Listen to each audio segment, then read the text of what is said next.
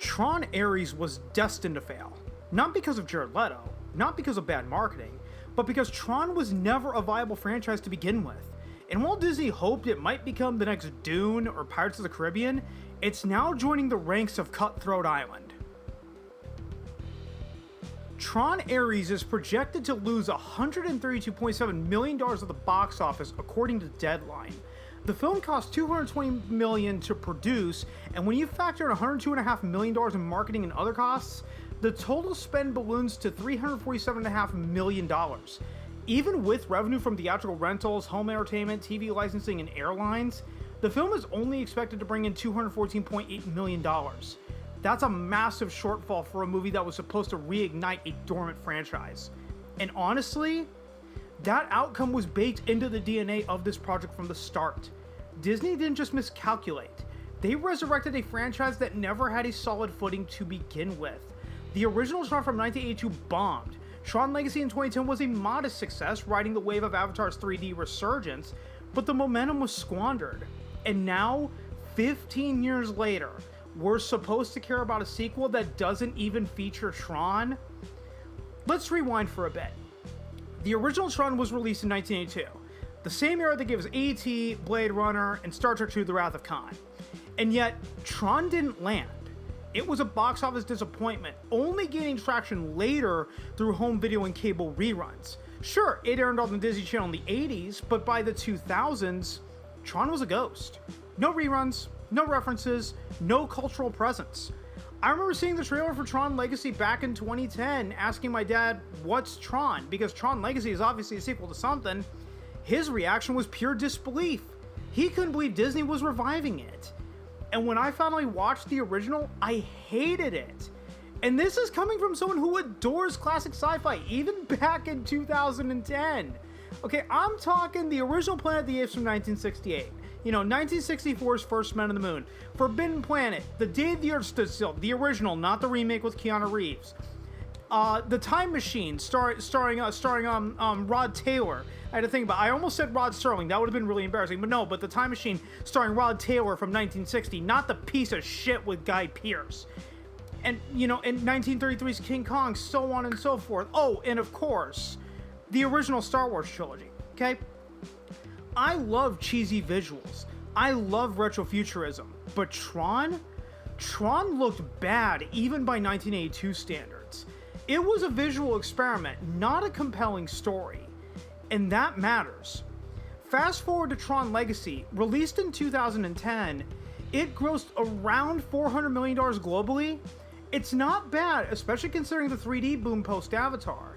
But Disney didn't capitalize. They had a setup. Sam Flynn and Korra escaping the grid, a clear path to Tron 3. But then came Tomorrowland, another high-concept sci-fi film from Disney starring George Clooney. It bombed, and Disney got cold feet. As a result, Tron 3 was shelved. So why now? Why Tron Ares in 2025? The film opened to just $33.2 million domestically and $27 million internationally for a global debut of $60.5 million. And its second weekend, it dropped 66%, earning just $11.1 million. Critics gave it a 53% on Rotten Tomatoes, and audiences gave it a B+ cinema score. That's not terrible, but it's not enough to justify the budget, especially when the franchise has no cultural momentum. Deadline quotes one industry insider who summed it up perfectly. Quote, "There was no specific vision, to be honest. The idea that Disney would spend $250 million on a Jared Leto film that is a franchise that hasn't worked in 4 decades is insane." End quote. But here's where I'll cut Disney a little slack. Because in the late 2010s and early 2020s, franchise revivals were everywhere. Dune is the perfect example of this phenomena. Okay, the original 1984 film bombed critically and commercially.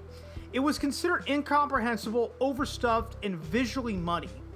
But Denis Villeneuve's rebooted Dune film starring Timothée Chalamet, Zendaya, Jason Momoa, and Dave Bautista became massive hits. Dune Part 2 alone crossed $500 million globally in under 20 days. The franchise has now earned over $1 billion worldwide, and that's only with 2 movies. So you really can't blame Disney for hoping Tron might follow that same trajectory. Same thing happened with Pirates of the Caribbean, believe it or not. Back in 2003, everyone said pirate movies don't work. Why? Because of 1986's Pirates starring Walter Matthau and directed by Roman Polanski. That movie had a $40 million budget and grossed just $6.3 million worldwide. Then came Cutthroat Island in 1995 starring Gina Davis and Matthew Modine. It cost up to $115 million and made only $16 million. One of the biggest box office bombs of all time when adjusted for inflation. And I believe it actually held the Guinness World Record at the time for the biggest box office bomb. Okay?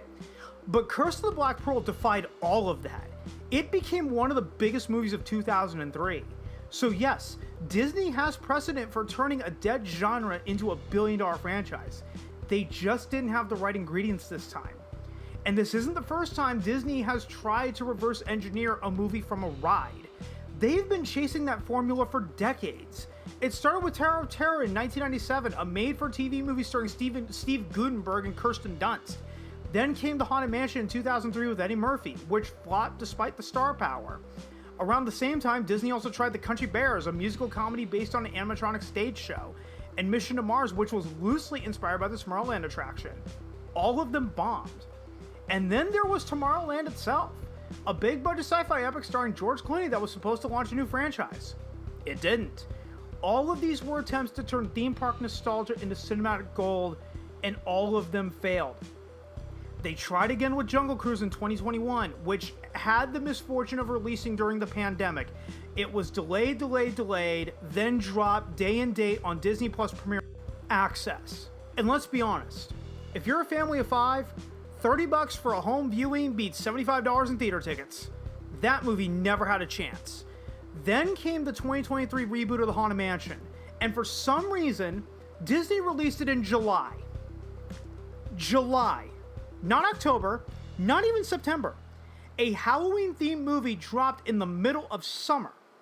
Maybe they wanted it on Disney Plus by Halloween, but that decision still baffles me to this day. They pretty much killed The Haunted Mansion. But here's the twist. Tron Ares may have bombed at the box office, but it wasn't made for theaters. It was made for theme parks. Deadline points out that the Tron Lightcycle run attraction at Disney World and Shanghai Disneyland are still drawing crowds.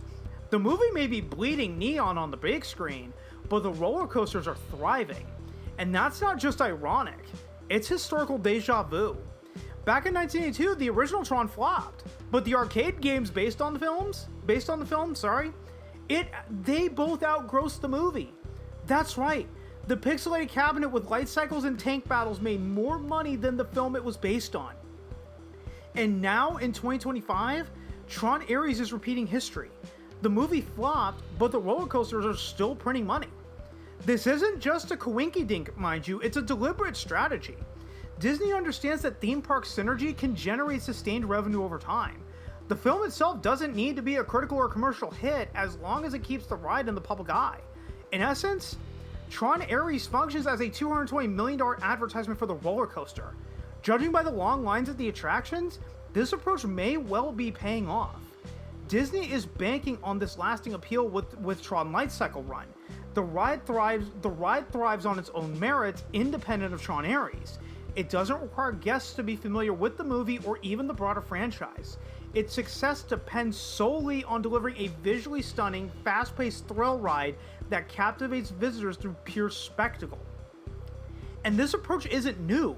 Consider Waterworld, which flopped at the box office in 1995 despite its star-studded cast and ambitious post-apocalyptic setting. Yet the Waterworld stunt show at Universal Studios Hollywood has become one of the park's longest-running attractions. Many visitors have enjoyed the show multiple times without ever seeing the movie. The attraction transcended its source material, becoming a standalone experience that appeals to theme park guests seeking excitement rather than narrative context.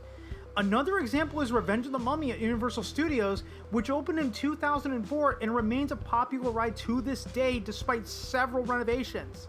The ride is based on the 1999 movie The Mummy and its 2001 sequel, which many fans consider the last truly good entries in the franchise. Later installments like Tomb of the Dragon Emperor came out in 2008, and the 2017 reboot starring Tom Cruise failed to capture the same affection or cultural impact.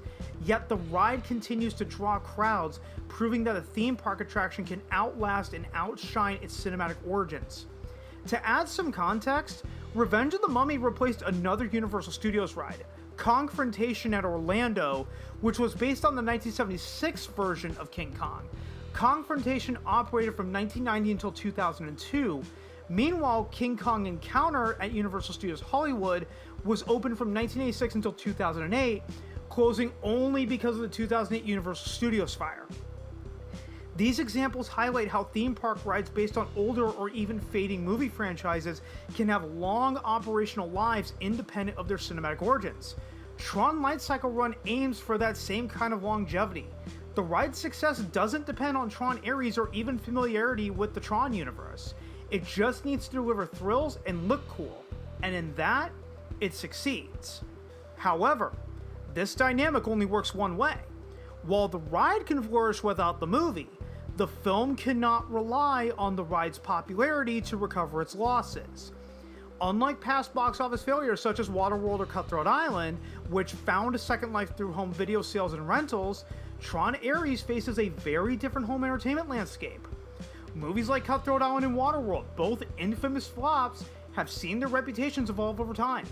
Waterworld especially is believed to have eventually turned a profit thanks to its extensive life cycle across home video formats: VHS, DVD, Blu-ray, 4K Blu-ray, streaming, PVOD, cable, and pay-per-view. Okay, it was repackaged and rediscovered repeatedly, a redemption story made possible during the heyday of physical media from the mid-90s through the early 2000s. The year 2004 marked the peak of the DVD market, after which the economics began to shift dramatically. Today, Tron Ares faces a vastly different environment. Streaming has transformed the landscape entirely. There's no aftermarket, no rental revenue, no collector's editions flying off shelves. Once the movie lands on Disney+, it becomes just another title on an endless homepage. The economics have shifted, and the movie's fate is now tied to fleeting viewer attention rather than long-term ownership or rental cycles. This shift marks a stark contrast to earlier eras of home entertainment. And that's the harsh reality. If you watch it and hate it, you shrug and move on. If you like it, maybe you revisit it once or twice, but let's be honest. How often are you rewatching Tron Ares when Empire Strikes Back, Avengers Endgame, Inside Out, and The Simpsons are all just one click away? There's no slow burn, no cult revival through physical media, no second win through blockbuster rentals or DVD box sets. The movie's fate is sealed the moment it hits streaming. It's not a rediscovered gem, it's a digital ghost. And that's what makes Tron Ares different from Waterworld or Cutthroat Island. Those films had time. They had a lot of release formats. They had decades of reappraisal. Tron Ares has none of that. It's a $220 million neon spectacle that will vanish into the algorithm, buried under thumbnails for content people actually want to watch. Streaming has changed the game entirely. Unlike the days when you had to buy a DVD or drive to a video store like Blockbuster, Hollywood Video, or Family Video, maybe you were lucky enough to have a mom and pop shop nearby. You now pay a monthly subscription whether you watch the movie or not. The sunk cost has already been paid. What's left is just your time. This means viewers aren't paying to own, rent, or even commit. They're paying for access to a vast library, with Tron Ares as just one option among countless others. And streaming is full of forgotten movies. Remember Artemis Fowl? It's okay if you don't. Disney released it directly to Disney+, then removed it for a tax write-off. Even beyond streaming originals, have you ever rewatched Shanghai Noon, Rat Race, or Mystery Men? All of them fun movies that, Mystery Men I believe came out in 99, Shanghai Noon was 2000, and Rat Race was 2001, okay? All of them are fun movies. They're not masterpieces, but they're very enjoyable nonetheless. Yet, these films rarely get revisited or remembered in the streaming shuffle, buried beneath newer content and endless options. So now we're left with a movie that bombed theatrically, won't recoup through home media, and doesn't have the cultural momentum to survive in the streaming era. It's not a misunderstood masterpiece. It's not a sleeper hit. It's a cautionary tale. And maybe that's the real legacy of Tron Ares. Not the visuals, not the lore, not the ride, but the reminder that some franchises don't need reviving, some stories don't need sequels, and some IPs are better left in the archive. Because if Tron Ares proves anything, it's that not every cult classic is waiting to be reborn. Some are just, for lack of a better term, done.